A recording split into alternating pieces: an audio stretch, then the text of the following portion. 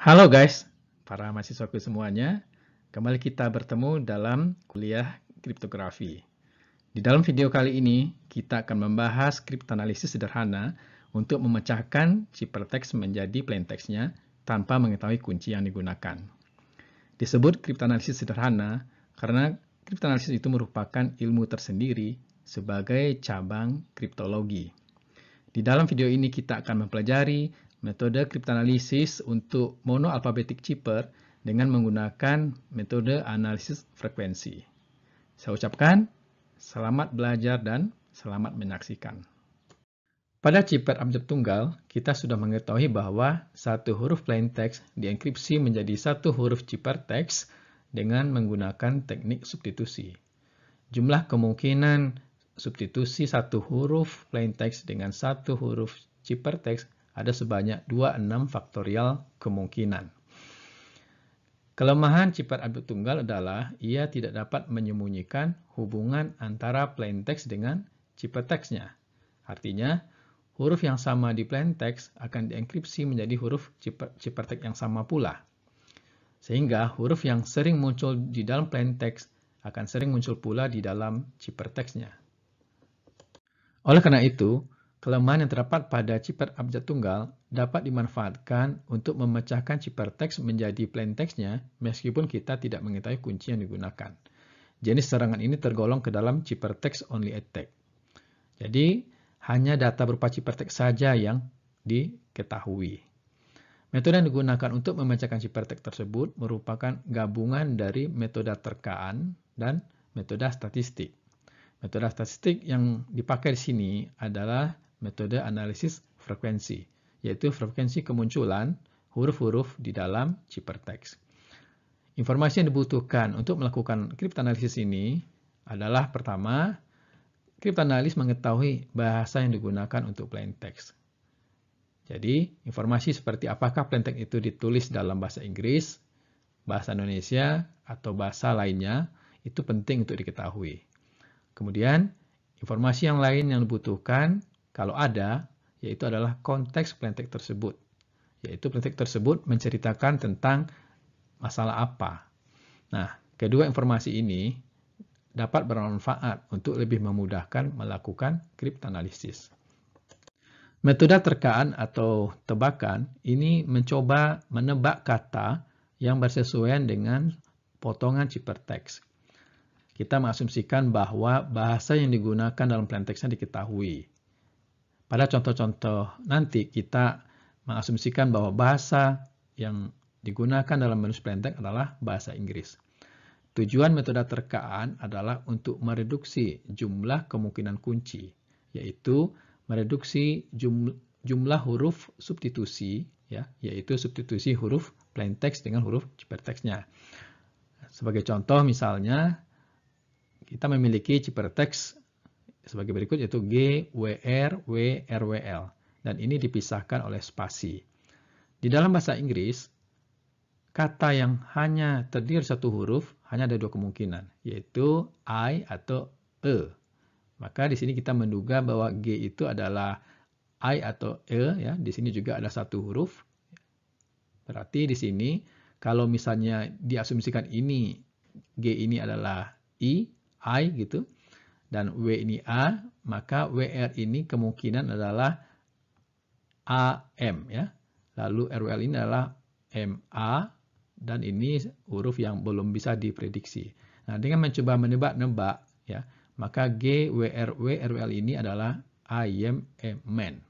Nah, di sini kita sudah dapat menemukan, ya, substitusi beberapa huruf, yaitu huruf I disubstitusi dengan G, huruf A disubstitusi dengan W, huruf M disubstitusi dengan R, dan huruf N disubstitusi dengan L.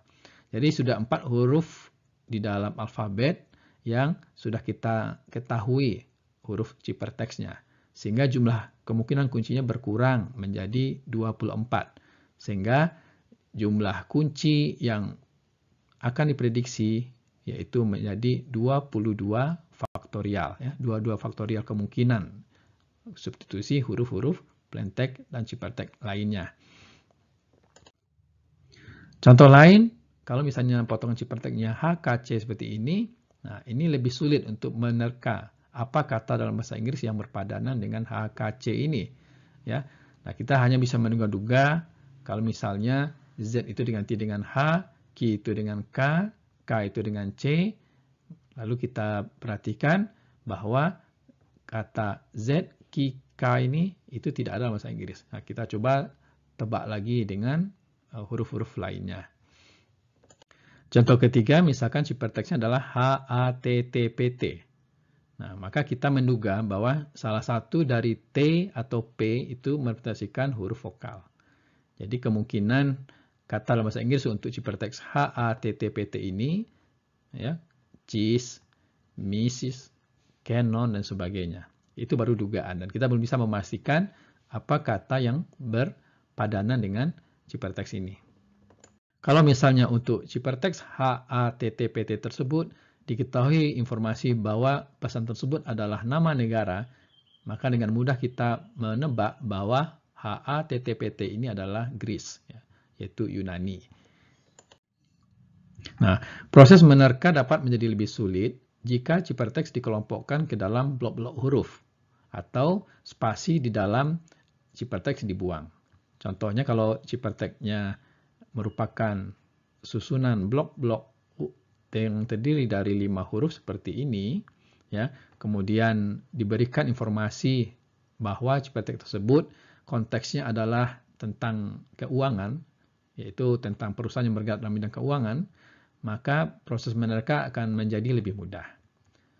Berarti kalau ciperteks tersebut menyatakan konteks dalam bidang keuangan, maka pasti di sana banyak kata-kata yang berhubungan dengan kata keuangan. Di dalam bahasa Inggris, kata keuangan itu adalah finansial. Di dalam kata finansial, terdapat 2 buah huruf I yang berulang, yaitu I ini dan I ini. Dan di antara kedua huruf I tersebut, terdapat 4 huruf lainnya, yaitu NA, NC. Jadi kita akan memiliki pola seperti ini, I dan I, lalu di antara keduanya terdapat 4 huruf lain. Nah, kemudian kita cari di dalam cipertek huruf berulang dengan pola seperti inansi ini. Nah, spasi tidak kita pertimbangkan ya. Lalu kita temukan pola yang mirip dengan inansi ini adalah pada posisi 6, 15, 27, 31, dan seterusnya. Nah, misalkan pada posisi 6, kita lihat huruf ciperteknya memiliki pola seperti inansi, yaitu B, Y, C, T, C, B. Jadi di sini B yang sama, lalu diapit, lalu di antara keduanya ada 4 huruf. Kemudian pada posisi 15 ada 2 huruf yang sama, S, S, kemudian ada 4 huruf di antara keduanya. Pada posisi 27 juga sama, T, T, lalu ada 4 huruf lainnya. Pada posisi 31 ada yang mirip dengan inansi ini, C, C, lalu 4 huruf lainnya. Begitu juga untuk posisi-posisi lainnya. Namun dari semua pola yang ditemukan tadi, hanya 2 di antaranya, yaitu pada posisi 31 dan 42, yang mempunyai huruf berikutnya yang berulang. Yang ini berkoresponden dengan N. Jadi dalam kata inansi ini ada 2 huruf yang berulang, N dan N ini. Nah, pola yang memiliki kemiripan dengan 2 huruf yang berulang, N dan N ini, itu terdapat pada pola nomor 31 dan 42. Dan dari kedua pola nomor 31 dan 42 ini, hanya pola pada posisi 31, huruf A, yaitu huruf A yang ini, itu berada posisi yang tepat. Jadi kita sudah menemukan bahwa kata finansial itu terdapat pada posisi 30, yaitu untuk kriptogram X, C, T, Q, T, Z, Z, Q, V, yang berwarna merah ini. Nah, dari sini kita memulai pemetaan bahwa huruf ciperteks X itu berkoresponden dengan huruf plaintext F. Huruf ciperteks C berkoresponden dengan plaintext I. T berkoresponden dengan N, Q dengan A, Z dengan C, V dengan L. Nah, kemudian kita lakukan proses substitusi, yaitu kita ganti semua huruf-huruf X, C, T, Q, Z, V dalam cipertek dengan huruf F, I, N, A, C, L. Nah, jadi ini adalah cipertek semula. Nah, kemudian kita ganti huruf-huruf X, C, T, Q, Z, V dengan huruf-huruf ini, maka kita memperoleh hasil substitusinya sebagai berikut. Nah, karena kita sudah mendapatkan 6 huruf substitusi plain text dan CyberText, maka sekarang kita perlu mencari 20 huruf substitusi plain text dan CyberText lainnya. Jadi jumlah kemungkinan kunci sekarang berkurang menjadi 20 faktorial kemungkinan. Nah, kita dapat meneruskan proses ini untuk menemukan huruf-huruf CyberText lainnya yang berkoresponden dengan huruf plain text. Peristiwa yang menimpa Queen Mary of Scotland, seperti yang diceritakan pada pengantar kriptografi, itu adalah karena kecerobohannya menggunakan monoalphabetic cipher. Nah, karena monoalphabetic cipher ini mudah didekripsi dengan melihat pola-pola seperti yang diceritakan tadi, maka pesan CyberText yang ditulis oleh Queen Mary of Scotland berhasil dipecahkan. Ya, sebagai hukumannya, kita sudah tahu bahwa Queen Mary of Scotland ini dihukum gantung, ya, karena surat-suratnya yang dienkripsi itu menyatakan rencananya untuk lari dari penjara dan membunuh Ratu Elizabeth. Selain metode terkaan, cipher abjad tunggal juga dapat dipecahkan dengan metode berbasis statistik yang bernama metode analisis frekuensi. Metode analisis frekuensi memanfaatkan frekuensi kemunculan huruf-huruf dalam teks bahasa Inggris. Nah, tabel ini memperlihatkan frekuensi kemunculan huruf-huruf dalam teks bahasa Inggris yang diperoleh dari hasil statistik dengan memeriksa sampel sebanyak 300.000 karakter di dalam sejumlah novel dan tulisan dalam surat kabar dalam bahasa Inggris. Dari sini kita memperoleh bahwa dalam bahasa Inggris, huruf yang paling sering muncul itu adalah huruf E, yaitu sebanyak 12,7%. Selanjutnya huruf T, yaitu 9,0%, lalu huruf A 8,2%, huruf O 7,5%, dan seterusnya. Sedangkan huruf yang jarang muncul dalam teks bahasa Inggris adalah huruf Z, ya, huruf Y, huruf Q, dan lain-lain. Kalau kita gambarkan frekuensi kemunculan huruf-huruf tadi dalam bentuk histogram, maka kita dapat melihat bahwa memang betul huruf E di sini paling sering muncul, kemudian T, kemudian A, kemudian O, I, dan seterusnya. Atau kalau kita urutkan dari frekuensi yang paling sering muncul hingga yang jarang muncul, maka kita memperoleh di sini huruf-huruf yang sering muncul itu adalah E, T, A, O, I, N, dan seterusnya. Jadi dalam bahasa Inggris, 10 huruf yang paling sering muncul adalah E, T, A, O, I, N, S, H, R, D, L, U. Nah, selain terdapat statistik frekuensi kemunculan huruf, juga terdapat statistik frekuensi kemunculan dua huruf, ya, yang disebut dengan bigram. Nah, 10 huruf yang paling sering muncul dalam teks bahasa Inggris adalah TH, HE, IN, EN, NT, RE, ER, AN, TI, dan ES. Ya, misalnya dalam kata-kata the, this, z, this, them, dan sebagainya. Ya.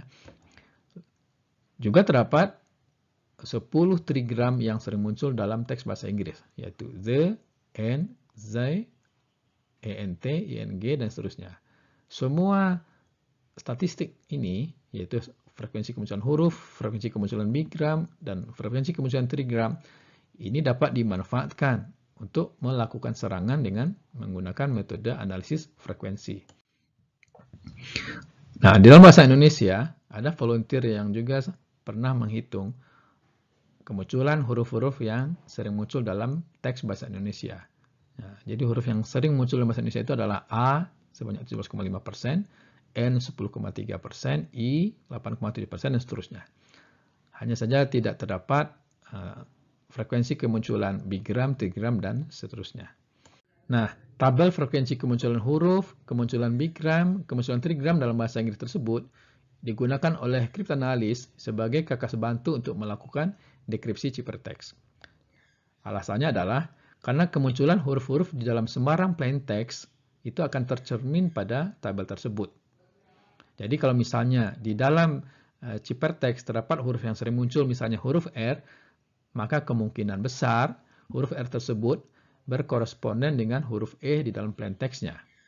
Hal ini dapat dipahami karena di dalam monoalphabetic cipher, setiap huruf yang sama selalu dienkripsi menjadi huruf ciphertext yang sama.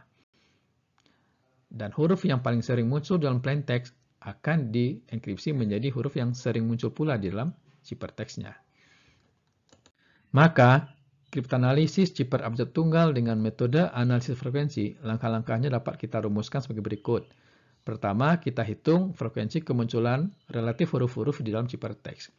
Jadi, kita hitung misalnya huruf A berapa kali muncul, huruf B berapa kali muncul, huruf C berapa kali muncul, dan seterusnya. Untuk semua huruf-huruf di dalam ciphertext tersebut.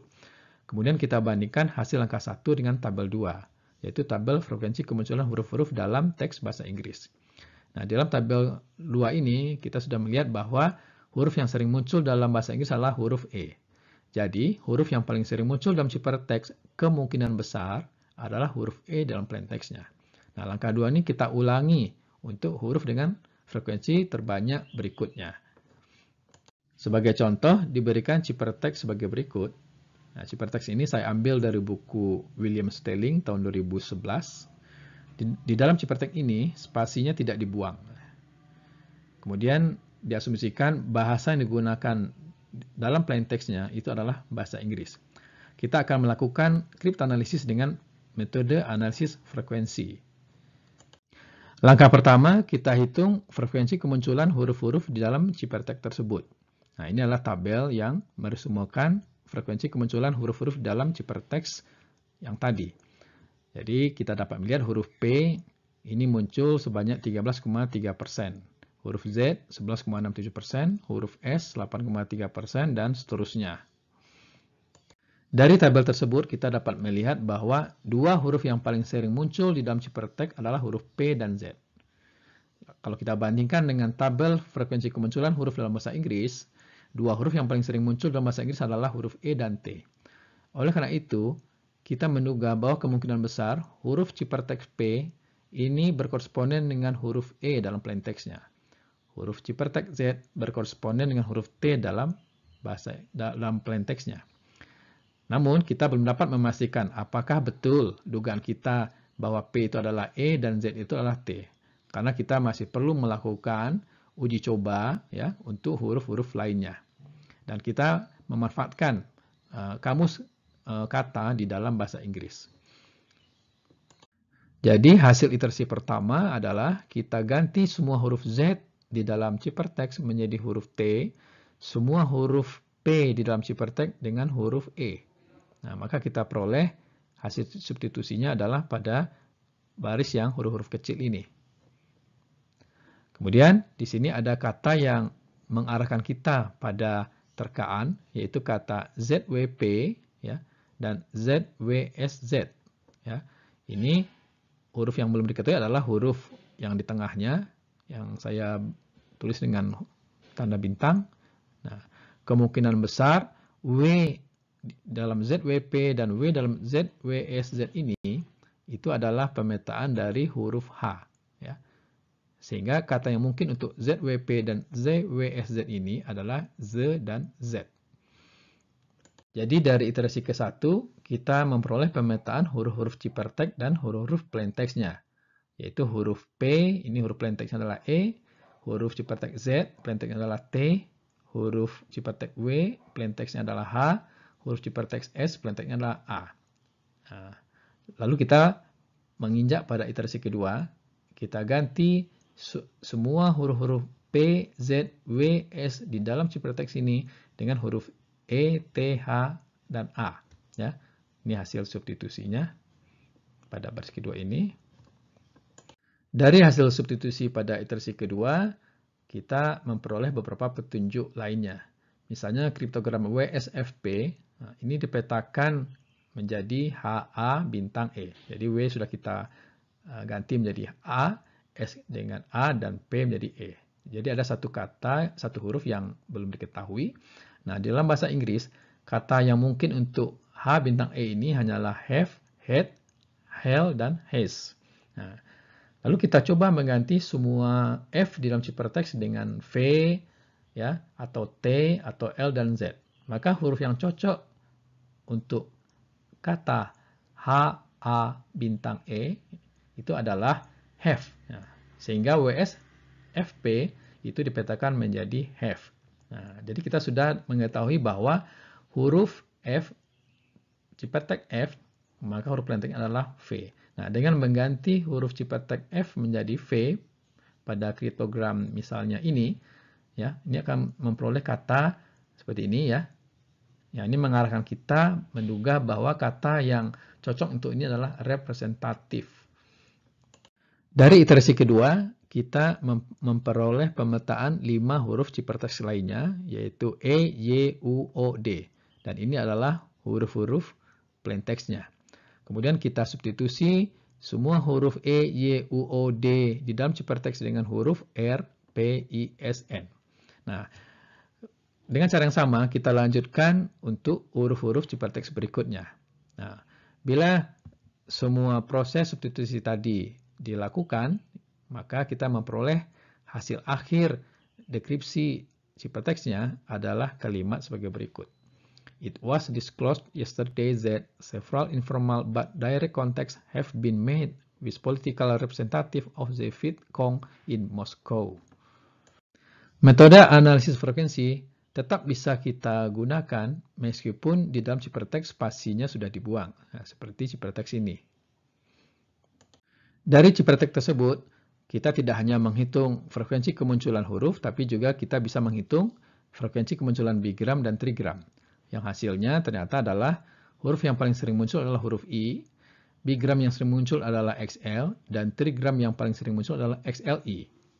Nah, kita dapat menduga dengan menggunakan tabel frekuensi kemunculan huruf, tabel frekuensi kemunculan bigram, dan frekuensi kemunculan trigram bahwa huruf I berkoresponden dengan huruf plain text E.